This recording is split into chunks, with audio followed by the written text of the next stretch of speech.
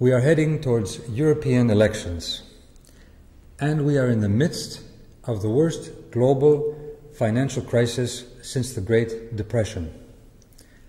This crisis has proven the bankruptcy of the neoliberal economic consensus, the bankruptcy of neoconservative politics.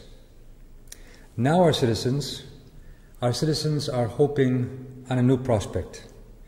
Hope is shifting to the forces of Labour, Socialist and Democratic parties.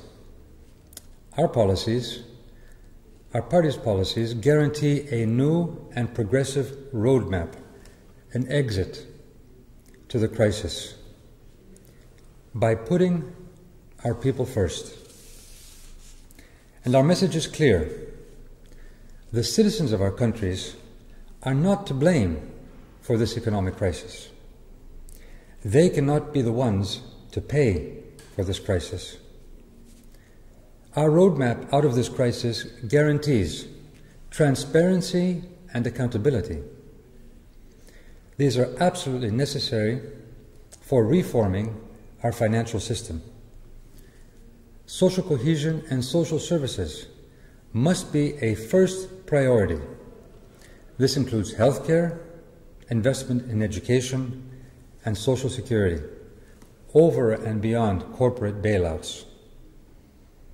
Stimulating employment must be a first priority, making credit to small and medium-sized companies and businesses rather than simply insulating corporate interests. And finally, empowering our citizens rather than empowering financial speculators. Our socialist and democratic movement has stressed the need for solidarity, and solidarity is needed to support both the socially excluded in our societies and, of course, emerging economies. As president of the Socialist International, I have called for the globalization of solidarity, policies that promote social justice and policy coordination throughout the world. This is the way we must face the crisis.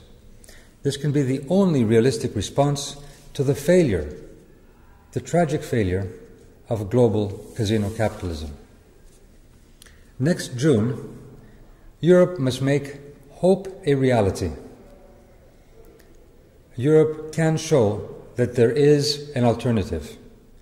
It is the hope of a social and democratic politics, one which places solidarity, social priorities, and social policies and the real economy up front. We have no time to lose. We must face up to the challenge of building a new political consensus, both in Europe and in the world at large. A consensus which is built on policies which put our people first. These coming elections must signal the new political consensus in Europe, and they will do so with a clear political mandate, a socialist and progressive majority in the European Parliament. I wish all great success.